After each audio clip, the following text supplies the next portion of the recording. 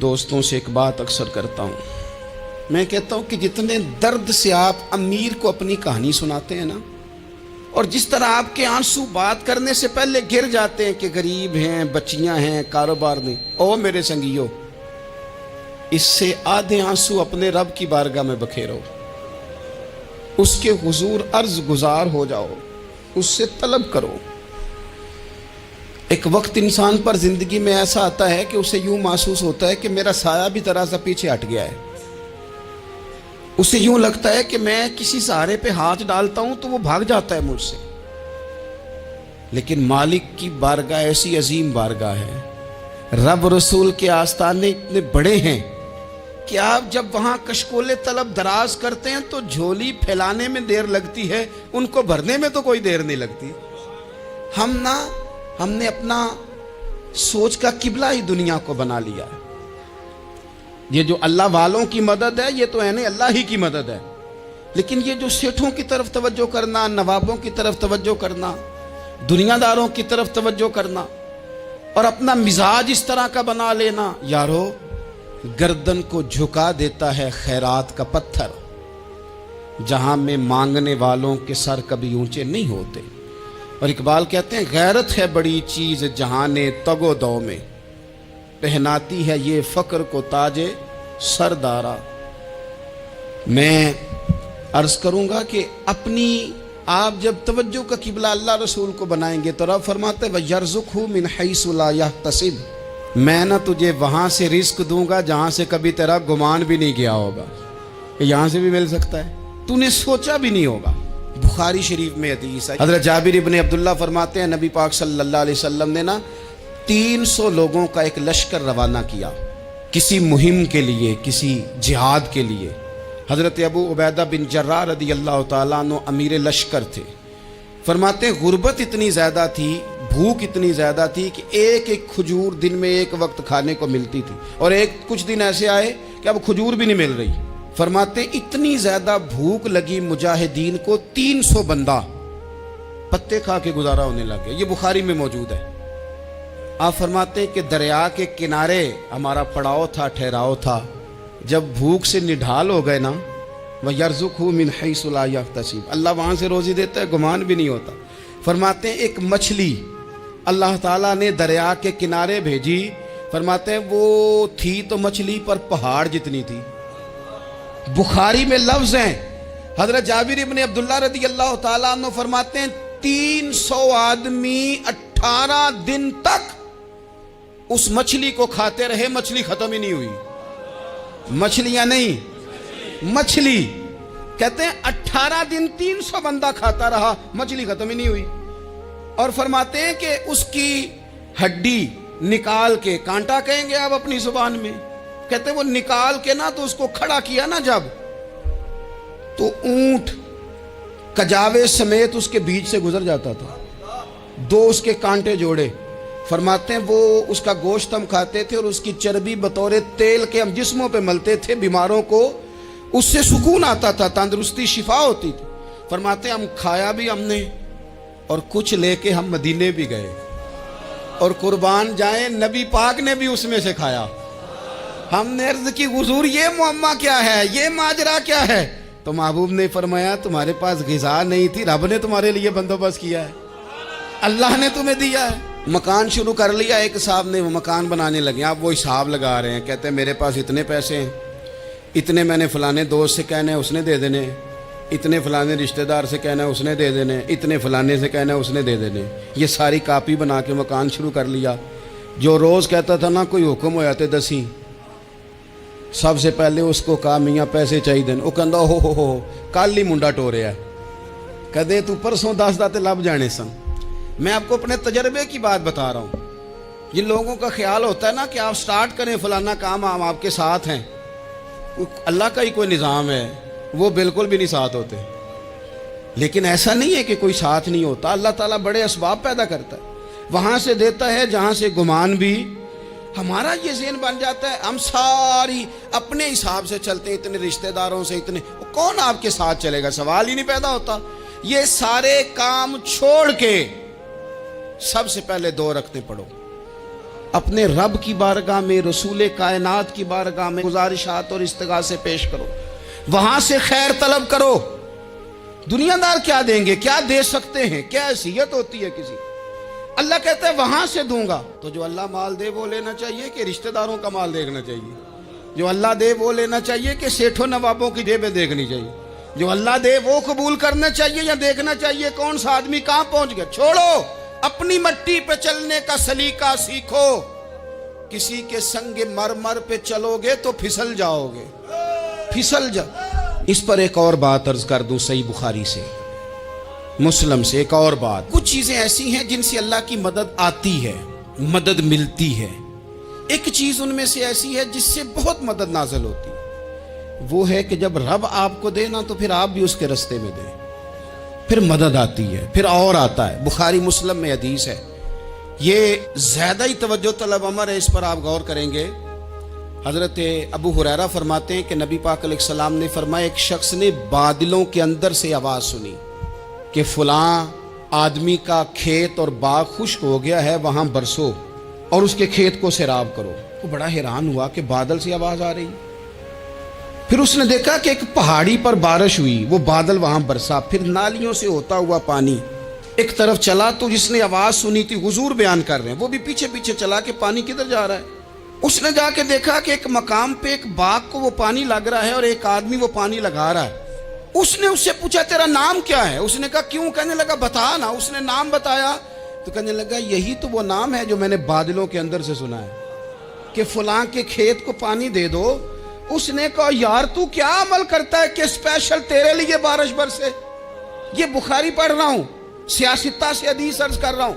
اس سے پوچھا تو کیا کام کرتا ہے کہ جناب اللہ تبارک و تعالیٰ کا حکم کرم آیا کہ خاص تیرے لیے پانی برسے اور تیرے کھیت کو سیراب کرے؟ تو اس نے کہا چھوٹا ذمہ دار ہوں، پر جب فصل اگتی ہے تو 3 حصے کرتا ہوں۔ ایک حصہ اپنے بال بچوں پہ، بہن بھائیوں پہ خرچ کرتا ہوں، ایک حصہ پورا، اور ایک حصہ دوبارہ کاشتکاری پہ لگاتا ہوں، اور تیسرا حصہ خالص میں نے مسکینوں، یتیموں اور غریبوں کے لیے رکھا ہوا ہے۔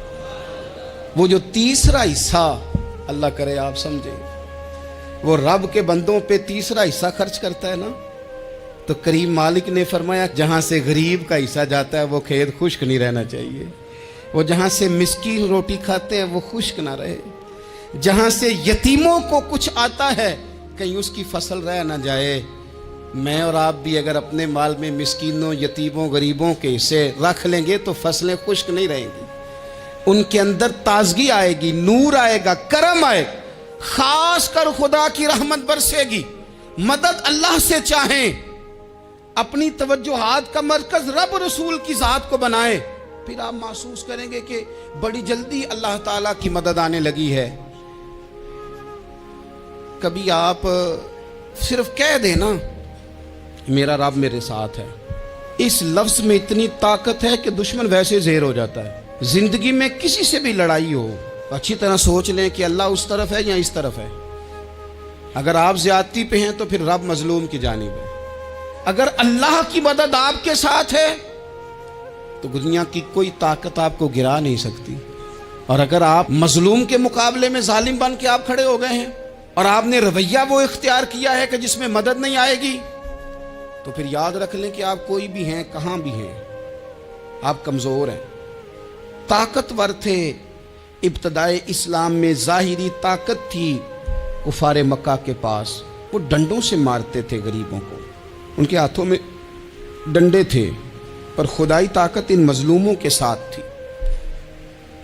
صاحب زرقانی نے لکھا ہے، حضرت زنیرہ رضی اللہ تعالیٰ عنہ ایک لونڈی ہیں، غریب ہیں، ماڑے دا کی کام محمد، ناس جانا یا رونا، غریب سادی بی بی اور لونڈی کنیزہ، ایک مشرک کی کنیزہ تھی، انہوں نے کلمہ پڑھ لیا، وہ ڈنڈوں سے مارتا، دروں سے مارتا، تکلیف دیتا۔ حضرت زنیرہ رضی اللہ تعالیٰ عنہ کو اتنا مارا، اتنا مارا۔ اب آپ ایک اور پہلو پر بھی غور کریں، مار بھی پڑ رہی ہے پر خدا ادھر ہی ہے، اللہ کی مدد ادھر ہی ہے۔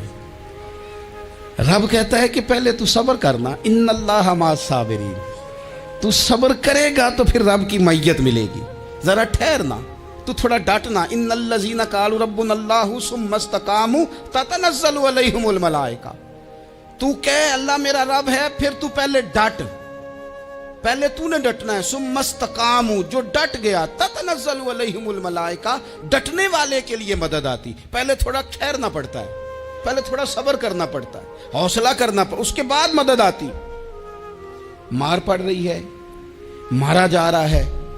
हजरत जुनैरा को उनका मालिक जो है ज़ाहिरी आका वो मार रहा है, ये कनीज़ा है। इतना मारा, उनकी बिनाई चली गई, नजर आना बंद हो गया। अबू जहल आया और कहने लगा जुनैरा देखा ना हमारे बुत तेरी आंखें ले गए, माज़अल्लाह, लातो मनात हमारे बुतों ने तुझे अंधा कर दिया। अब ऐसा नहीं है कि बीबी रोती जा रही है, मायूसी, माज़अल्लाह, परेशानी, गरीबी बड़ी है, पूछने वाला कोई नहीं, ये बातें नहीं। क्या जुमले हैं खातून के, क्या लफ्ज हैं। अबू जाल ने तंजिया कहा माज़अल्लाह, कहने लगा देखा ना हमारे बुतों ने तुझे अंधा कर दिया। तो जनाब जुनैरा आंखों की बिनाई गई है, रात को गई है, दुख अभी ताजा है, लेकिन अल्लाह पे जो तवक्कुल है, अपने मालिक से जो रिश्ता है वो इतना मजबूत है, इतना ताकतवर है, उसमें इतनी गहराई है कि हजरत जुनैरा बोल के ना इतनी कुव्वत से बोली, इतनी ताकत से बोली कि पूरे कुफर पर लर्जा तारी हो गया। फरमाने लगी तुम्हारे बुतों की क्या औकात है कि मेरी बिनाई ले जाएं, ये मेरी रब की हिकमत का तकाजा है। जब तक उसने चाहा जुनैरा देखती रही, और जब उसने चाहा जुनैरा की आंखों की बिनाई चली गई, और अगर वो चाहेगा ना तो बिनाई वापस भी कर देगा। अगर हो ज़ौक़े यकीन पैदा तो कट जाती हैं जंजीरें, अगर वो चाहेगा तो बिनाई आ भी जाएगी। हजरत जुनैरा ने रात को ये लफ्ज कहे, अबू जाल और सारे कुफ्फार डर के सुन के चले गए। आप इत्मीनान से आके बिस्तर पे सोई। जब सवेरे उठी तो अल्लाह ने आंखों की रोशनी वापस कर दी थी। आंखों की अब छड़ी पकड़ी है, बाजारों में घूमती है, कहती हैं बुलाओ किधर है तुम्हारे लातो मनात, देखो मेरे रब ने रोशनी वापस कर दी। आकर मेरे साथ इधर आ, सितमगर हुनर आजमाए, तू तीर आजमा हम जिगर आजमाए। बीमार लोगों याद रखो, कह दिया डॉक्टर ने कि तू बड़ा बीमार है, तू बड़ा कमजोर है, ये हो गया वो हो गया, तो डॉक्टर अपने इल्म के मुताबिक बात कर रहा है, होगा तो वो जो मेरा रब चाहेगा। कमजोर हो जाना, परेशान हो जाना, तकलीफ में आ जाना, पता नहीं बात हो गई है तो जाने क्या हो जाएगा। अपनी जिंदगी के अंदर अपने रब से रिश्ता मजबूत करें, रसूल कायनात से रिश्ता मजबूत करें, अल्लाह वालों से रिश्ता मजबूत करें। हजरत जुनैरा ने पैगाम दिया कि जिंदगी में जो जीना चाहते हैं तो वो रब का नाम लेके जी सकते हैं। जो अपनी जिंदगी में खुशियां देखना चाहते हैं तो रसूलुल्लाह के नाम पर खुशियां देखी जा सकती हैं। तवक्कुल की बुनियाद पर बंदा खुशियां ले सकता है। और अगर इंसान में तवक्कुल नहीं है तो फिर वो इस काले जादू से भी डर रहा है, वो नीले से भी डर रहा है, वो पीले से भी डर रहा है, वो फलाने से भी डर रहा है, वो मेरे खिलाफ फलाना रिश्तेदार साजिश कर रहा है तो डर रहा है, फलाना मेरे बारे में ये कर रहा है तो डर रहा है, वो पता नहीं दुनिया इधर हो जाएगी तो क्या हो जाएगा, उठ बांध कमर क्यों डरता है, फिर देख खुदा क्या करता है। तो इस सारी गुफ्तगू का निचोड़ आपको ये अर्ज किया है। सबसे पहले तो ये कि मैदानों में मदद भी अल्लाह की, रिस्क में मदद भी अल्लाह की, फसलें खुश्क हों तो मदद फिर भी अल्लाह करे, तो फिर सारी मदद, और अगर इंसान बीमार हो तो फिर भी मदद अल्लाह की। तो अपने अल्लाह की जानिब तवज्जो को बढ़ाएं, आप अल्लाह से मदद के सवाली बने।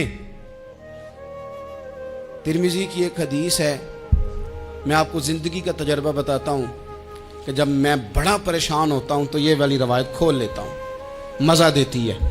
मेरे नबी पाक अलैहिस्सलाम ने फरमाया, अपने दुख सेठों नवाबों को ना कहना, मालदारों का ना कहना, वरना अल्लाह तुम्हें कभी गनी नहीं करेगा।